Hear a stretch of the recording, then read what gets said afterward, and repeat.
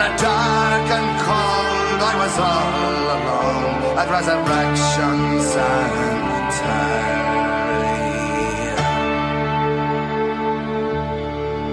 With Resurrection Mary.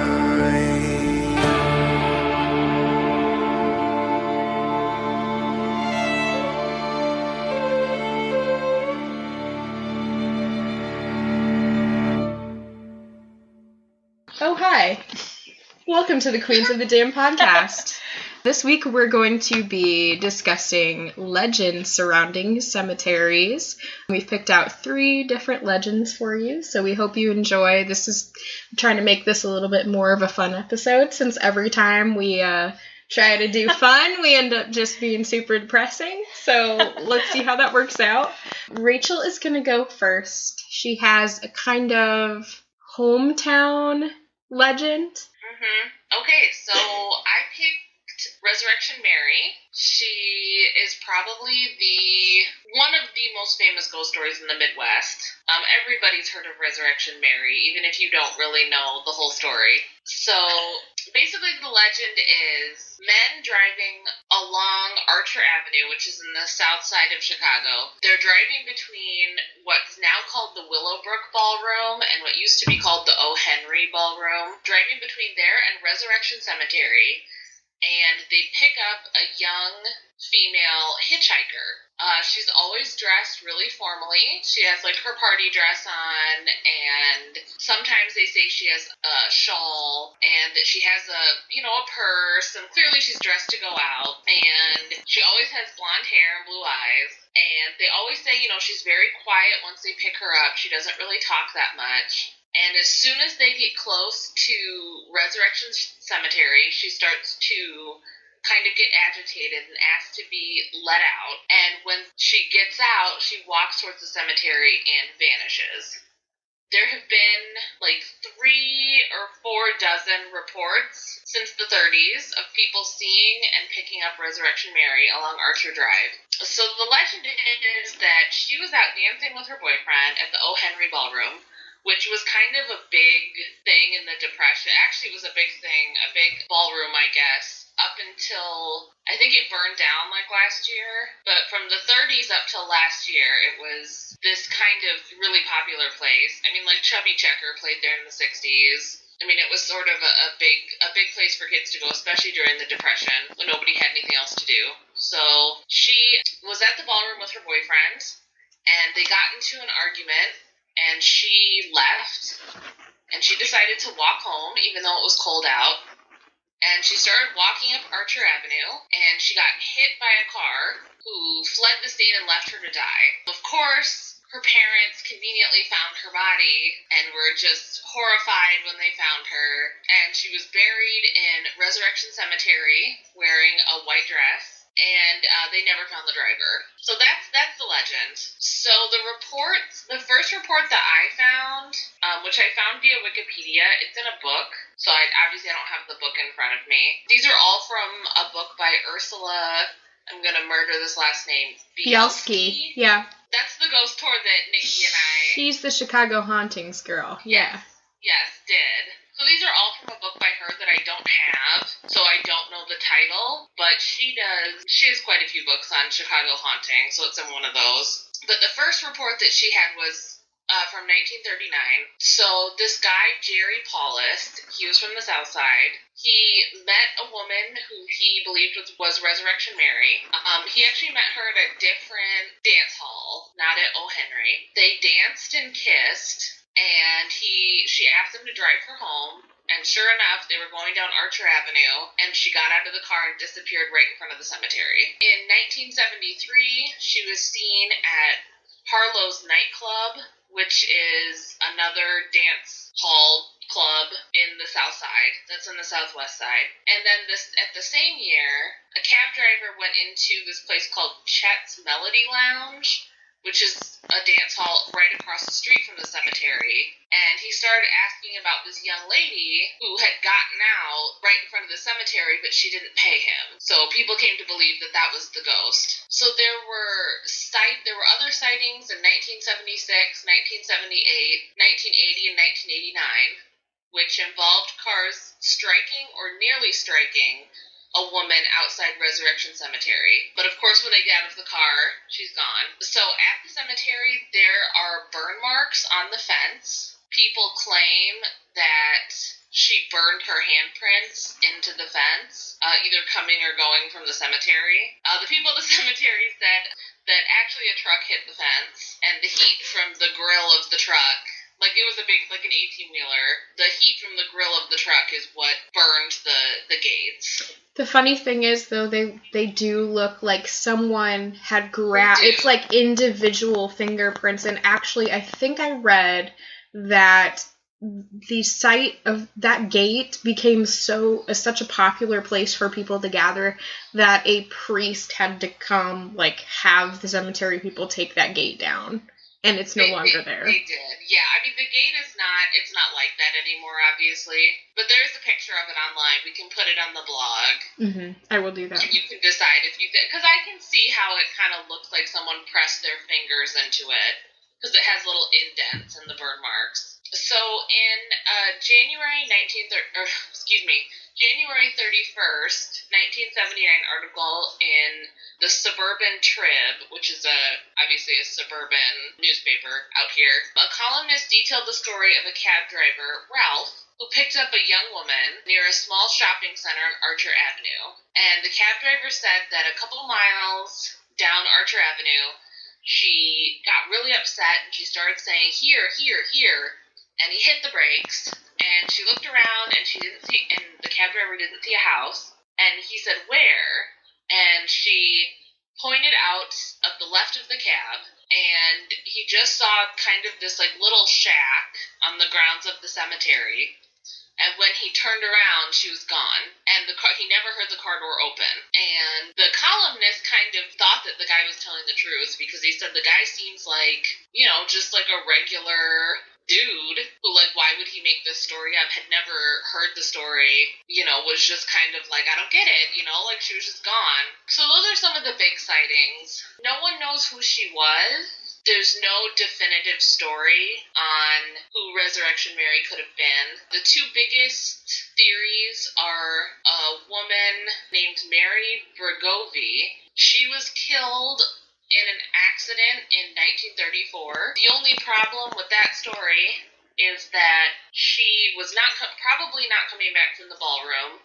If you're familiar in any way with Chicago landscape, she was killed on Wacker Drive, which is in the Loop. That's quite a bit north of where this ballroom is. I mean, this ballroom, I think, is technically in a southern suburb. That's how far south it is. And she was not killed in the hit and run. The car struck one of the leg supports for the L on Wacker Drive, so the elevated train, and she went through the windshield. So, probably not her. You know what's funny is on the ghost tour the first time, and I'll never forget it, they said to us the way she died was on Archer Avenue, but there was a car accident. She was being taken home by her date, and she was instantly decapitated. That's the story I heard, but that's so funny that there are so many different accounts of how she died. But it's all sort of similar. And that actually comes from this same book by Ursula Bielski, of a story about a woman named Anna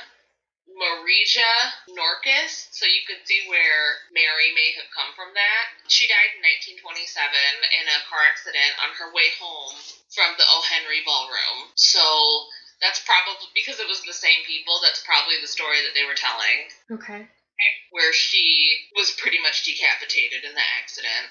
So that's basically the story of Resurrection Mary. There's obviously, she's part of the Vanishing Hitchhiker lore. Everyone has probably heard a Vanishing Hitchhiker story. I even remember an episode of Are You Afraid of the Dark about that. Which may have been based on Resurrection Mary.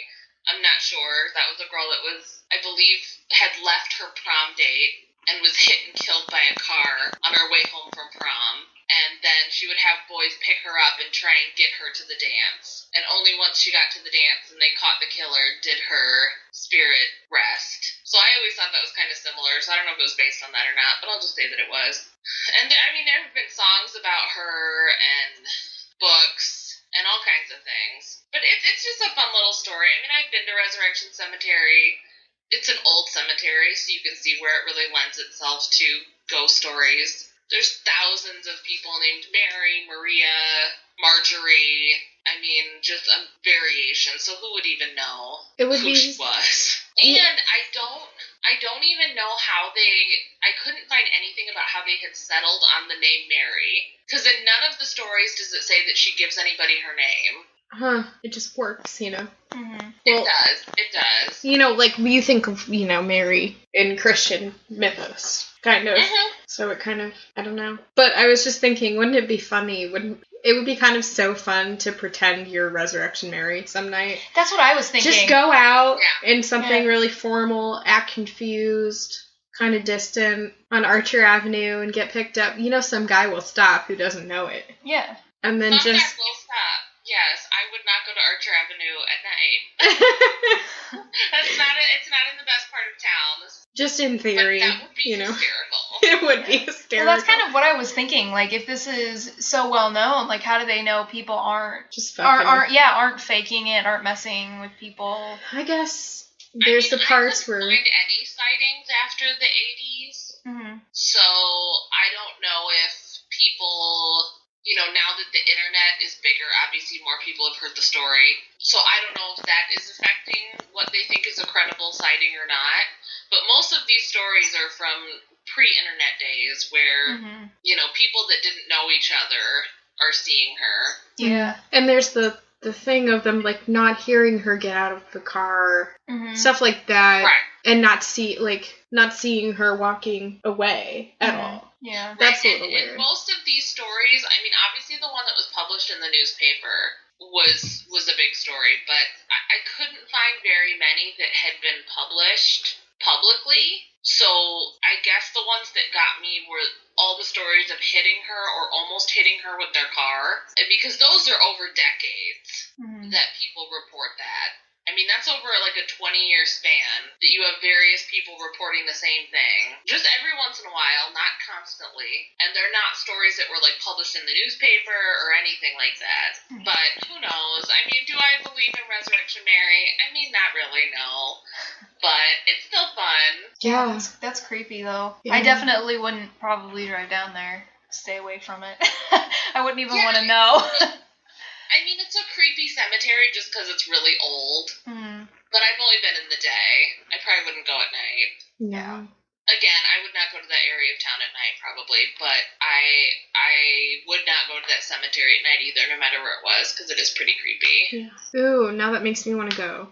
Like, not necessarily at night, but I do want to see it. I haven't seen any of the cemeteries in Chicago.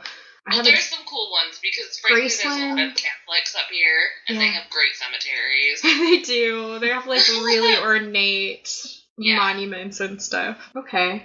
Wow. All right, Miranda, do you want to share yours? All right. What'd you find? So mine's a little, I don't know, not as cool as that for sure, but mine actually takes place in Iowa City, which is just about an hour and a half away from where we are, because I wanted to try to find something local. So mine is, of course, an angel story. I knew it. What a shocker. I guess. That's a good one. That's not a lame one at all.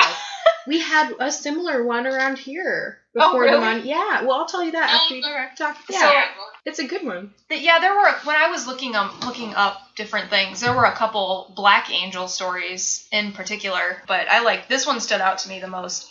So this is in the Oakland Cemetery, which, like I said, is in Iowa City. And it centers around this black angel that was placed as a monument to a family. So it was erected by Teresa Dolezal Feldevert in 1912. She immigrated from a country that I really can't pronounce. She had a son named Eddie. Eddie died in 1891 when he was 18. He died from meningitis. So she buries him, not specifically in this cemetery. She actually buries him elsewhere, and she gets like a tree stump monument placed for him. She moves to Oregon, and she gets married to Nicholas Feldevert, who dies in 1911. And so she comes back to Iowa City, and then she hires this artist from Chicago named Mario Corbell, and she commissions him to make this angel for her.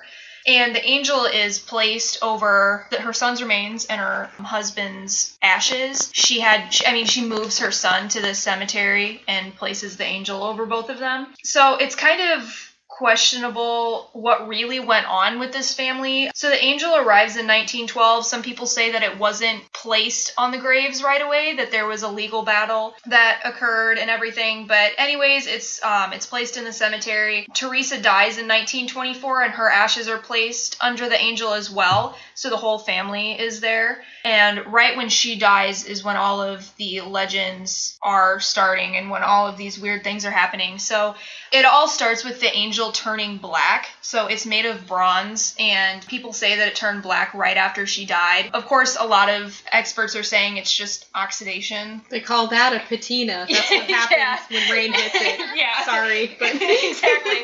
So, there's that. But there are, like I said, there's a lot of different stories. So one legend or one theory about it, people wonder if Teresa was actually evil, because the way the angel is built is completely different from the way angels are normally built. So typically angels are looking up and their wings are uplifted.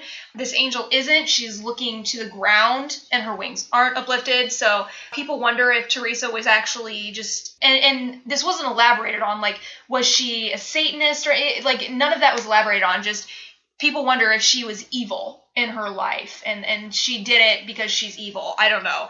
But I thought that was very interesting. The fact that the angel is looking down is very strange. And there's no death date for Teresa either. So everybody thinks that's very weird that she's buried there, but there's no date for her.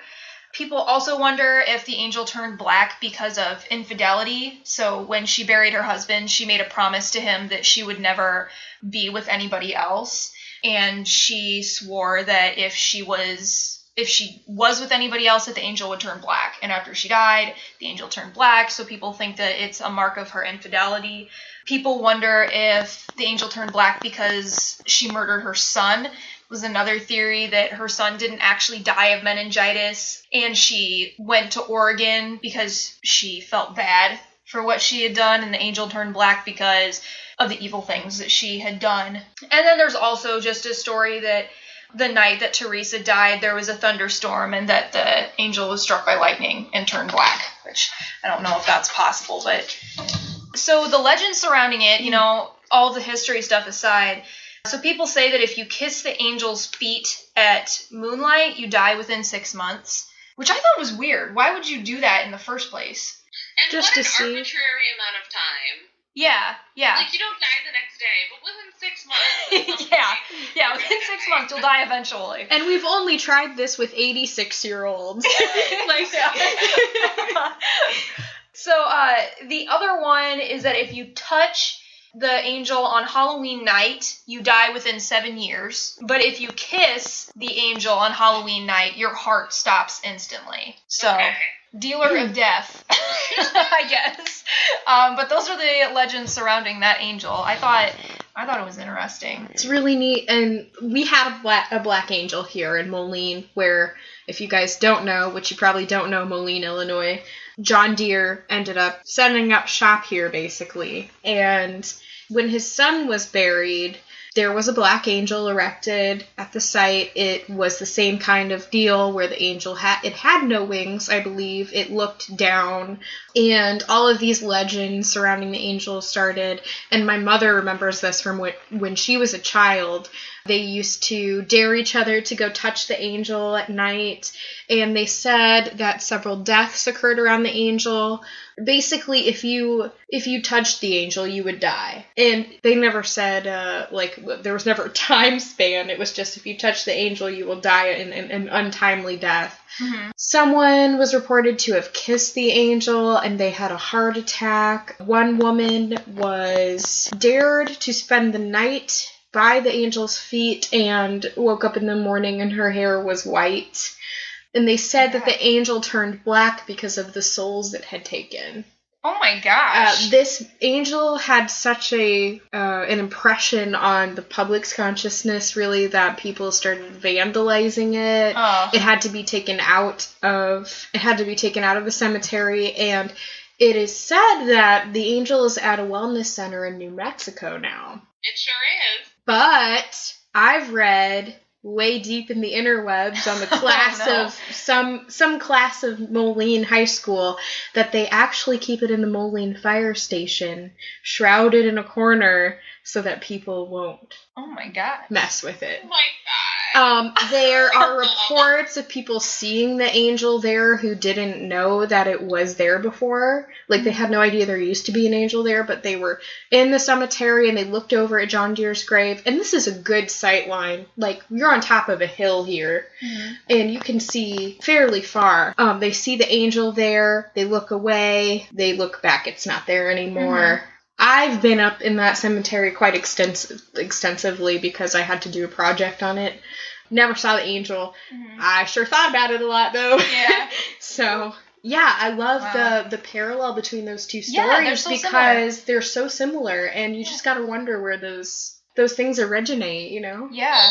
And I know at a cemetery in Muscatine there's a similar story, except the angel's like inside of a mausoleum, and I think it's like there's stained glass in the mausoleum walls that's blue, and so they call it the blue angel, because when the sun comes in, it's a white statue, it looks blue, but it's similar.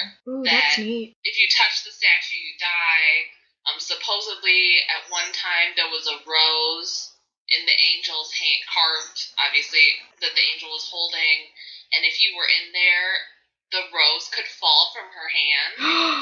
If it did, that meant you would die. Oh, you just gave me chills. But, like, only on my right arm. It's so weird. But, like, she doesn't have a hand now, and so supposedly it was, like, removed to protect people, but at night, like, the hand shows up. Oh my god! Oh god, no! Is this still in Muscatine? Is it still there? As far as I know, I've never been there. Oh, but I want to go. Let me see if I can look it up. Let's go. That would be really cool. That would be great. I wanted to, when I was looking up this one, I was like, damn, I wish I looked at it. We were supposed to go last October, and just it never worked out, but I want to go see the Black Angel. This Black Angel, the one you did. Oh, yeah. Okay. Yeah, I would love to see it. I was actually thinking about this morning, it's like, do I have time to go up to Iowa City today? Check this out. 2.5 hour drive? Yeah. Have you found anything, Rachel? I don't know. Like, I think it's still there. Oh, there's a Facebook page about it. Oh, gosh. Oh, I'm going to go like that page right away. I wonder if it's a tourist attraction. It's in the Quad City Paranormal group. Oh, yeah. There's a paranormal group here? Oh, yeah. Our neighbor's house. So this is off topic. They have pictures of the mausoleum, but obviously you can't get in. Oh, you can't? Or at least they went at night, and maybe during the day you could get in. Oh, yeah. Oh, I see it. So, yeah. She's definitely missing a hand.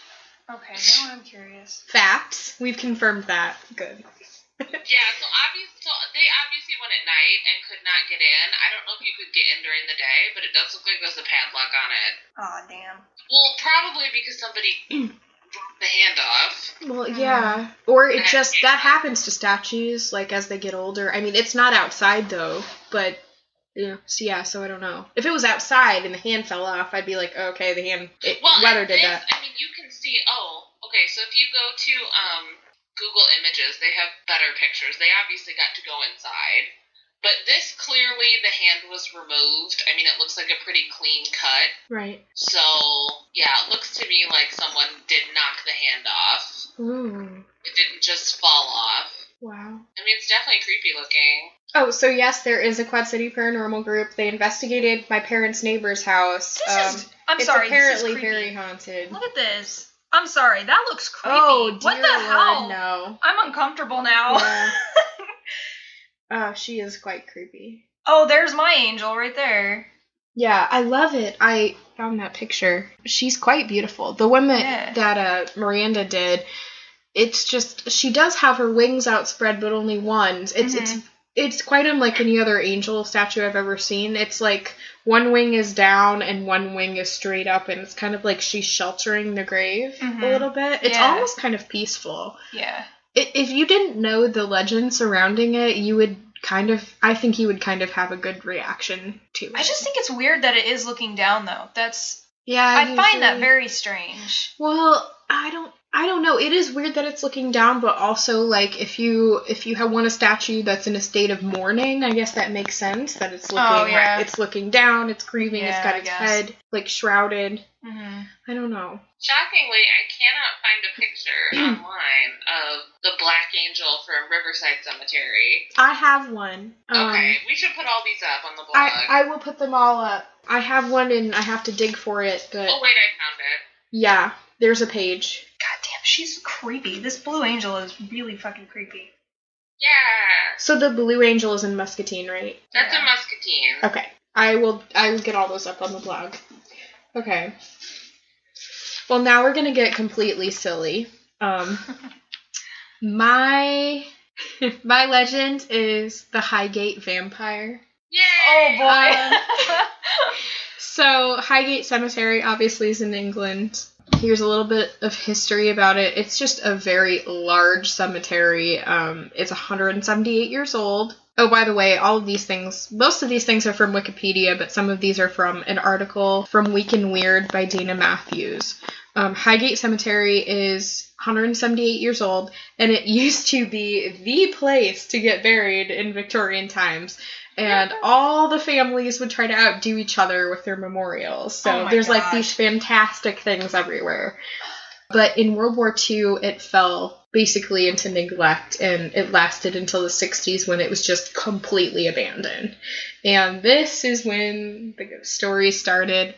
In the 80s, so this is an 80s vampire story. In the 80s, an organization called Friends of Highgate Cemetery was formed with the aim of promoting the conservation of the cemetery, its monuments and buildings, flora and fauna, etc. Basically, they restored it so everybody can enjoy it again, and they still do tours and work on it. If you've ever read Her Fearful Symmetry by Audrey Niffenegger, she's the one who wrote Time Traveler's Wife. She is actually a tour guide from the Highgate Cemetery, and she writes about the Highgate Cemetery pretty extensively in that book. But here's where the vampire legend started. It's often described as a very tall, dark figure who glides as if his feet never touch the ground. And people started hunting it and described the undead creature as having a hypnotic stare and a bone-chilling effect on people who saw it. This was in the 60s and 70s, basically, they started doing this. So, it's not an 80s vampire. It's a 60s and 70s vampire. I guess that's important. I don't know. So there was this, group of paranormal investigators who had this feud with each other, who they were all trying to find the vampire. Oh, God. One of the guys' name was Manchester, and one's name was Ferrant, and they were rivals trying to find the vampire. So in Wikipedia it says, a second local man, the unhinged Sean Manchester, was just as keen as Ferrant to identify and eliminate what he and Ferrant believed was a supernatural entity in the cemetery. The Hampstead and Highgate Express reported him on 27 February 1970 as saying that he believed that a king vampire of the undead, a medieval nobleman who had practiced black magic in medieval Romania, had been brought to England in a coffin in the early 18th century by followers who bought a house for him in the West End. He was buried on the site that later became Highgate Cemetery, and Manchester claimed that modern Satanists had roused him. There have been sightings of robed men in Highgate Cemetery, and this was during Satanic Panic. Of course. He said the right thing to do would be to stake the vampire's body and then behead and burn it, but this would nowadays be illegal. No shit. The paper headlined this, "Does a vampire," and spelled VAMPYR, that's very important, walk in Highgate? So this is ongoing, and on the 6th of March, the same paper reported that Ferrant was saying he had seen dead foxes in the cemetery, and the odd thing was there was no outward sign of how they died. When told of this, Manchester said it seemed to complement his theory. In later writings, both men reported seeing other dead foxes with throat wounds and drained of blood, which is kind of freaky. They're crazy, but it's kind of weird. Are there any animals that do that? No. Besides vampire bats. But they wouldn't... I don't even know if they're native to England. I don't think so. So, but what is great is that Manchester wrote his account of trying to find the Highgate vampire. So I don't know if we can actually read this, but I want to get my hands on the whole thing. And this particular night, he and some companions entered the cemetery unobserved by the police, and they went to the door of a particular catacomb, which a psychic sleepwalking girl had previously led them, but they couldn't get it open. And so they finally went in, they finally got in somehow, and they found empty coffins. Oh. Into which they put garlic and holy water. So, I mean, I don't know. Like, these people are... I wouldn't believe anything they say. No. But still, like, you really want to believe it in some, like, ridiculous way. Yeah, but couldn't the coffins just be empty because there were grave robbers or something? It could have been. You never know. But months later, on the 1st of August, the charred and headless remains of a woman's body were found not far from that same catacomb. The police suspected that it had been used in black magic. Soon after this incident, there was a noticeable surge in both Ferrand and Manchester's activities. So did they do it? That's what I was going to say. It sounds like some shit they would do. Ferrand was found by police in the churchyard beside Highgate Cemetery one night in August, carrying a crucifix and a wooden stake. He was arrested, but when the case came to court, it was dismissed. The judge was just like, I have better things to do, please. Can you imagine, like, being the cop that came across this idiot in the cemetery? He's like, come on, mate. Like, what's going on? Okay, but apparently Manchester hadn't had enough, because a few days later, he went back, and it was in the daytime when visitors were allowed, because he didn't want to get arrested again. So he claims that this time he and his companions did succeed in forcing open, inch by inch, the heavy and rusty iron doors of a family vault. He lifted the massive lid off of one coffin, believing it to have been mysteriously transferred there from the previous catacomb. I don't know. He was about to drive a stake through the body it contained when a companion persuaded him to desist. Reluctantly, he shut the coffin, put garlic and incense in the vault, and came out from it. So he's trying to stake some vampires, and he's probably just staking somebody's grandpa. And even his friends are like, bro, okay, this is getting too real. Okay. So this has been written down in his book, and this is where they're getting it from. So his book claims that 3 years afterwards, he discovered a vampiric corpse, the same one, he implies, in the cellar of an empty house in the Highgate Hornsey area, and staked and burned it. So a few years later, he just couldn't control himself, and he did it. Oh my god. Manchester's story, this is really what I found really interesting about it. Manchester's story is full of melodramatic details mirroring the Dracula mythos.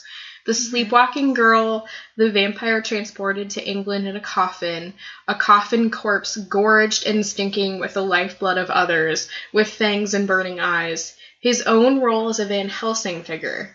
If he did indeed act as he describes, it can be regarded as a good example of what folklorists now call ostension and legend tripping.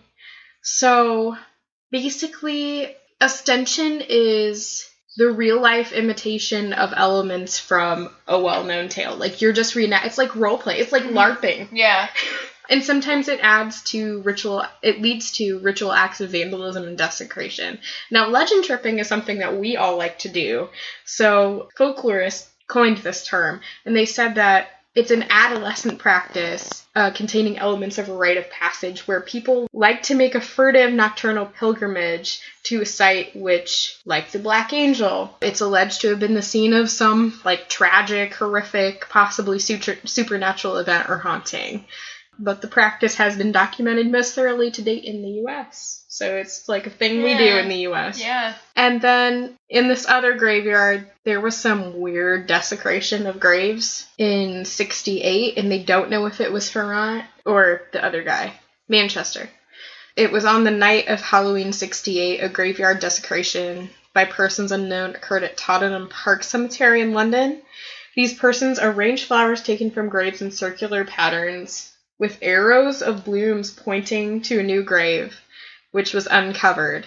A coffin was open and the body inside, quote unquote, disturbed, but their most macabre act was driving an iron stake and form across through the lid and into the breast of the corpse. God. So people were like, ugh, yeah. Oh my god. So this wound up in the paper, and hundreds of people started hunting this vampire.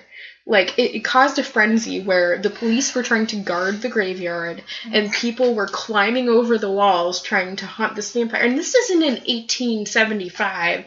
This is in 1968. Oh my god. And everybody went crazy over it. So, no, they never found the vampire. Well, of course not. I mean... He could still be out there. We don't know. Well, if he is, he's just sitting there chilling, laughing his ass off. He's like, can I find idiots. something else to eat? Yeah. This isn't right. God. So, yeah, that's the Highgate vampire. That's hilarious. I just looked it up to see if I could find the book, and oh my god, there was a mass vampire hunt in 1970. Mass? For this thing, yeah. Yeah, it was it was like, there was a frenzy, like hundreds of people. That's hysterical. Yeah. And then in 1973, these two guys announced that they would meet in a magician's duel on Parliament Hill, but what the hell? Yeah, so Ferrant in Manchester said, I remember coming across that, they said they were gonna have a magician's duel, whatever the fuck that means, and neither of them ever did it. Like, they just threatened to have it. I wish they would have, because I really want to know what that, like, what they would have done. Oh my god. I know where I read it. I know where I've heard of this. So, after Buffy the Vampire Slayer went off the air, they continued it in comic form. There was a reference to the Highgate vampire, Season 9, yeah. Well, no, there's not just a reference, it's there. Oh, it is the Highgate vampire, but it turns out to be some sort of demon, right? Not a... Yeah, it's a demon that feeds off, like, emotions or something. I can't remember, but that's where I've heard of it. That's hysterical. I know. I love it. Apparently they're still feuding to this day. Are they both still alive? That's what it says. I guess. Well, yeah, they're still alive. Do you think we can interview them? I don't know, but that's hysterical. Probably not after we've made fun of them. But to be honest, I don't think that I could do it with a straight face. I don't think I could. I don't know. Oh, Sean Manchester claims he's a descendant of Lord Byron. I mean, I would believe that. Byron was batshit crazy. I wonder if that's one of those things where, like, here in America, everyone claims that they're descended from American Indians. Like, does everyone just, like, claim that they're descended from Lord Byron? Okay, Byron got around. He could have been. First of all, Byron got around, and Byron, I mean, like, he was Byron. He used to, like, swim in Venice in the canal, like, with a torch over his head because he would go meet multiple prostitutes. Oh my god. And he would, like, try not to get hit by a boat, so that's why he had the torch. Like, that was Byron. He just did whatever the fuck he wanted. And with, balls to the wall. He's a bishop? Oh, no.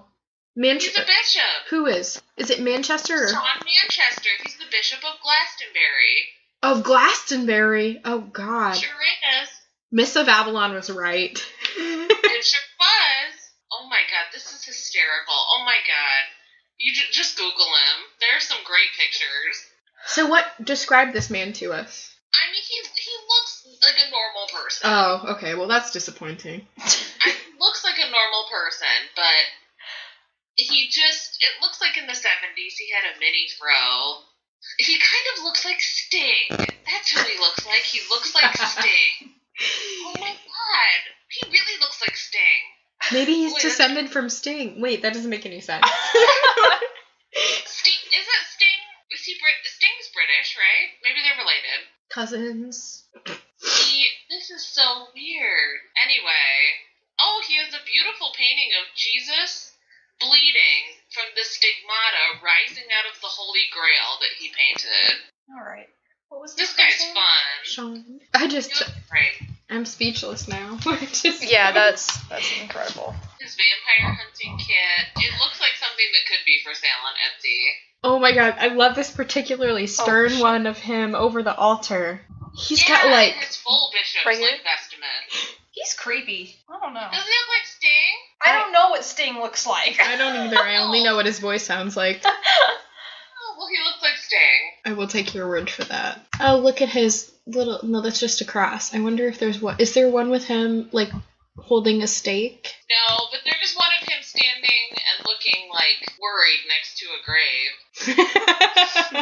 Oh, my God. Oh, this is funny. Okay, so now do we talk about how the vampire stands for, like, his sexual worries? Or do Oh, God. I think it sounds like he's a religious person who went a little far.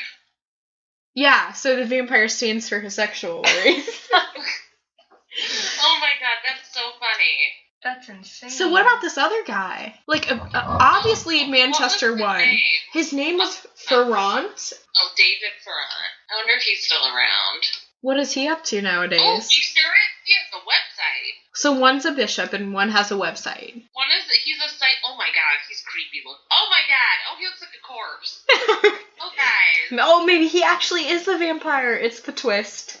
He looks like a wax dummy. He does. Oh my God, there's a picture of him standing on his website under the little tab that says Highgate Vampire. Him standing over a coffin, an open coffin. Oh my God. I'm sure he didn't get permission for that. I mean, he definitely didn't. He's a psychic investigator. Yes. He looks... Oh, God. He's so... Why are they both so creepy? I mean... Oh, look, there you go. Oh, God. Is he performing some sort of ritual? No wonder they close off the Western Cemetery and only allow tours in there. It was these guys. No kidding. No one else gets to enjoy it now because of these dudes. Yeah. Wow. This is great. Highly recommended. What a good story. Okay, so... That's fantastic. Well, our next episode, we decided we're going to dive into 2 horror films that have quite a bit in common. In fact, I would say one is a remake of the other with a little twist on it. Jennifer's Body and Ginger Snaps. Yay! So, yeah, that's what we're going to talk about next time. We have no idea what we're going to say, so... We're going to have lots of fun, though. That's like a broad overview. Yeah. And then the episode after that, we are going to be... no, never mind. That's wrong. We haven't decided that yet. No, but there are good things in store. Mm-hmm. So, yes, we sound really convinced. There are, though. There really are. We have a lot to say. Fun ideas, so... Okay, so thank you to everybody who has been rating us and talking with us and following us on SoundCloud. And sending us emails of your ghost stories. We still really need emails of your ghost stories. Like, I was expecting a lot more than we actually got. But if you want us to do a mini episode of your personal paranormal experiences, you can email them to qotdpodcast@gmail.com. You can either send an audio file in MP3 format, or you can just type it out to us and we'll read it. Either way, it doesn't matter. Audio files are good, though, too. So, yeah, I think that's about it. Just another, gosh, I feel like I always have something new, but another recommendation, it's not necessarily strictly horror, it's more fantasy with a little bit of horror in it, but that would be American Gods. Oh my gosh, I have that recorded. Showing on Stars. Yeah, I have that recorded at home. I'm going to watch that. So good. So the guy who made it, for people that don't know, is Brian Fuller. He did Hannibal. He did Pushing Daisies. He did Dead Like Me.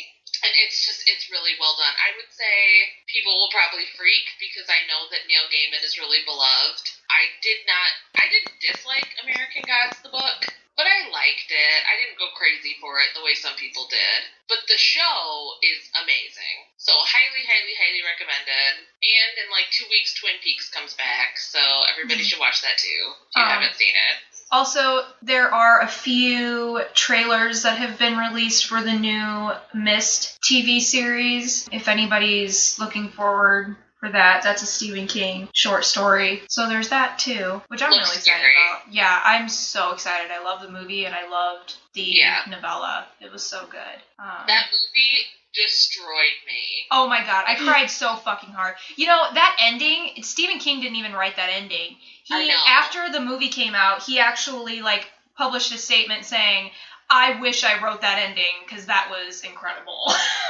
Yeah. It was Have you seen it, Nikki? I saw the movie, yeah, but I was, like, doing something else while I was watching it, so... Like, I did see the ending. So like, I sad. do remember the ending. Oh my god. So painful. I need to watch So it again. painful. Because, like, it wasn't one of my faves. Oh, for some reason. I love it. The character Miss Carmody, I just think she's iconic. I love her. I love that. I mean, I don't love her as a person, but I love that character. The character, yeah. I loved that movie. I thought it was really good at, building the suspense of all the people stuck in the grocery store or whatever. I felt like it was so accurate, too. Like, if something like that happened, that's the kind of mix of people that you would have together, and that I feel like that's exactly how it would play out, too. I think it definitely does. I feel like when Stephen King writes a TV series, I'm a lot less impressed with it than I am with his novels. I don't think he wrote the TV series. Oh, he didn't write it at all? No. Okay. I don't know. No, didn't write the movie, nor did he write this upcoming. So the series Storm of the he wrote Century is the one that's coming out on Hulu. Okay. What was it? The TV series he's writing is Castle Rock, which is coming out on Hulu. Yeah. What's that about? So Castle Rock is a town that figures into a lot of his stories. It's this like fictional town in Maine. Mm-hmm. So I assume it's just going to be about all the weird stuff that happens there. I don't actually know what it's about, but that would be my guess. That sounds really good. I'll have to watch that. Yeah. And also, they recently dropped the trailer for the Dark Tower movie, and they pushed the damn release date back, which pisses me off. It's now going to be August 4th, I do believe. It looks really good. I'm not surprised, though. Yeah. It looks fantastic. Their casting is just incredible for it. I'm so excited. I'm so excited, and I am so here for all of the bitter people on the internet that are mad because the gunslinger is black. Oh my gosh. Really? Well, because in the aren't we book, past this? Looking like young Clint Eastwood, so of course they're like, isn't this exactly the same as when they cast white people as Asians in movies? Like, no, this isn't the same. But my issue with that is that their only difference is literally in the appearance. He is described differently, but personality-wise, I feel like Idris Elba just nails it. I feel like he was perfect. And, like, it's I mean, to me, the only time when it matters in fiction is if someone's race factors into well, I should say casting a white character from a book with a person of color in a movie. The only time I could see it affecting it would be if the race factors into the plot. Mm-hmm. Yeah, the gunslinger being white had factored into the plot, okay, but it doesn't, so... Mm-hmm. Yeah. Like, for example, Death Note, I know a lot of people don't watch that. I'm not a manga person or an anime person, but I did love Death Note as a series. And the way they cast that just is ridiculous. Everybody's freaking out. One thing I loved so much about Death Note was that I love learning about Japanese culture through it. And I think when you take Death Note out of that context, it kind of becomes a lot less interesting. Because it had sure, it's about a guy who finds a journal that if you write somebody's name in it, they'll die. But there were so many nuanced things in that plot that it was like, oh, this is a thing, like, they're talking to each other this way because this is the way Japanese people talk to each other. And there's this whole, there were things that I learned about that. Yeah. And it just made me not want to watch it. Like, why would you want to do that? I have a lot of friends that are really into anime and manga, and I'm not into any of it, but oh my gosh, was there an uproar. Holy shit. Well, and people were pissed. There's so few roles for people of both East Asian and South Asian descent in Hollywood that, like, okay, here's something that's actually about them, and they're like, screw you. Mm-hmm. Yeah, and like... I saw Ghost in the Shell a couple weeks ago, and there's a character who... It was a beautiful movie to look at, I will give it that. The visuals were great. The movie was not, but... There's a character who exclusively speaks to Scarlett Johansson in Japanese, and then she responds in English. But she's white, the main villain is white, so, like, the two main characters are white, and they give... it was just not well done. But, in any case, yes, the Dark Tower looks amazing. Yeah. Excited. Yeah. So that's how we, get into a completely different conversation when we're trying to wrap up an episode. Get used to it. Okay, so, are we officially ending, I keep saying this every time, how are we officially ending episodes? Is I it have with no what idea. Aaron came up with? Like, can we say that with conviction? I mean, I It's so like great it. I in think theory. it's funny. I just feel like I have to go total femme fatale when I say it. It's like just ugh. Good. Okay, all right. We don't have to sing if you don't want to. We can I'll say figure it. something out. Okay. Sweet dreams, Miranda, and don't forget to go for the eyes.